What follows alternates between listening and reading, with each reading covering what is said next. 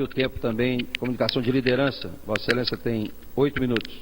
Senhor presidente, senhoras e senhores deputados, senhor presidente, ontem eu estive aqui nesse microfone, nessa tribuna, abordando uma questão que eu entendo ser da maior importância, que é a necessidade que temos de regular a condição para que os estados possam fazer a sua revisão geopolítica com a criação de novos municípios. Aliás, é exemplo do que o Brasil tem feito durante tantos anos e que de resultado profícuo, exitoso. E eu até fazia uma abordagem dizendo que isso podia se multiplicar, se ampliar para atender a necessidade que nós temos de criação de estados no Brasil, particularmente na Amazônia e particularmente no Pará, onde, por interpretação do Supremo, estendeu-se a consulta plebiscitária para todo o Estado. Uma interpretação que veio de encontro ao que já havia decidido anteriormente o Supremo, de que população diretamente interessada era a população da área emancipanda, da área a ser desmembrada. Isto é o que foi decidido por essa casa em 1988 na Constituinte, deputado Jutaí. E, lamentavelmente, o Supremo desviou-se desta conduta anteriormente tomada e mandou fazer a consulta plebiscitária em todo o Estado, portanto, Carajás e Tapajós não passaram. Nós temos um projeto de lei que está tramitando no sentido de bem definirmos o que é população diretamente interessada para a criação de estados, que seria a população da área emancipanda, da área a ser desmembrada.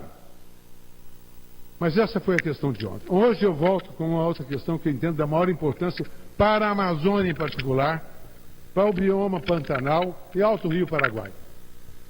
Há 3 anos, resolveram alguns ministros, com apoiamento do Gabinete Civil, a proibir o plantio de cana-de-açúcar ou expansão até das usinas lá instaladas no bioma Amazônia, Pantanal e Alto Rio Paraguai. Simplesmente porque não estariam atendendo a um zoneamento agroecológico da cana-de-açúcar. Que zoneamento esse que não existia. E não existe até hoje.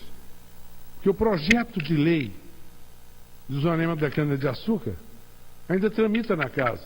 É de 2009.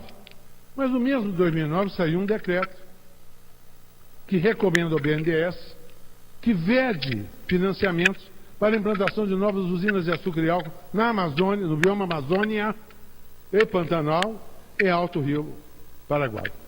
Muito bem, senhor presidente. Naquele momento argumentavam, e aí não tem a subscrição do ministro de então, Stefanes, não. Foi o único que foi contra. Foi o único. Mas naquela época alegavam que o etanol produzido na Amazônia podia contaminar o etanol do restante do Brasil e impedir até a importação ou a venda desse etanol na Europa. Como se produzir etanol na Amazônia fosse contaminar de que forma? Porque estaria desmatando? O que nós queremos, senhor presidente, é que o desmatamento continue regrado, mas nós não podemos permitir e admitir é que se iniba a condição de mais produzir, de mais empregar, de mais renda gerar nos estados da Amazônia com relação à produção de açúcar e álcool. A rentabilidade por hectare, quando se trata de produzir boi, arroz, feijão ou milho, não é nenhuma dessas superior à rentabilidade que dá para a terra, para o proprietário, quando se planta cana-de-açúcar, cuja renda pode variar de R$800 a R$1.500 por hectare, ano. Enquanto a bovinocultura não passa de R$300 por hectare ano. Bovinocultura de corte. A leiteira, R$600 por hectare ano. É o máximo que dá. E, no entanto, vem se inibir, vem se proibir, vem se vetar a condição de se poder produzir efetivamente na Amazônia. Isso é horrível.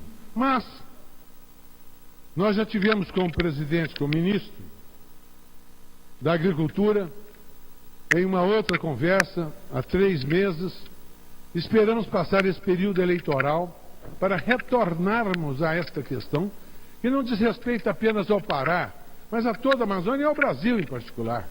Que são investidores de todo o Brasil que querem expandir a condição de poder produzir mais açúcar e mais álcool, até para nos tirar da vergonha de termos que importar etanol dos Estados Unidos produzido com milho. Um etanol que lá é produzido por duas vezes maior preço do que o produzido pela cana-de-açúcar. Quer dizer, essa vergonha, de repente proíbe sem desmatar um palmo de terra, deputado Jutaí. Proibiram, simplesmente. O BNDES soltou uma nota, uma resolução, fica vedado financiamento de expansão ou implantação de novas usinas de açúcar e álcool no bioma Amazônia, Pantanal e Alto Rio Paraguai. Olha que vergonha, para importarmos agora etanol.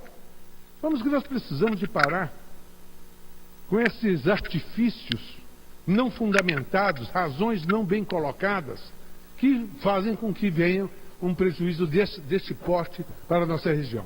É importante lembrar, deputado Luiz Couto, que nós temos no sul do Pará experimentos de plantio de cana-de-açúcar, com diversas cultivares, com cultivares das mais diferentes, com altíssima rentabilidade em termos de produção de etanol por hectare, e que já estão atrasados da implantação da usina pelos 3 anos que permanece ainda essa vedação de financiamento pelo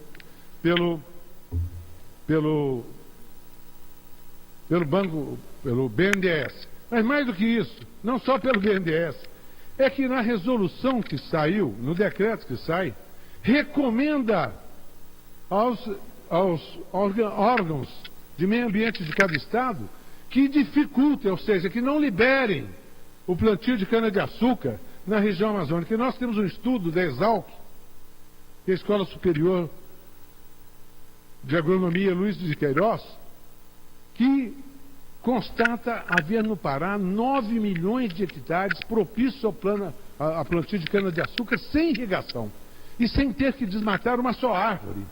É apenas substituição daquela cultura já degradada, com pastagens degradadas, para se poder plantar a cana-de-açúcar e se gerar riqueza, gerar emprego, gerar renda para aquele estado do Pará, que ainda abriga no seu seio 35% da sua população abaixo da linha da miséria.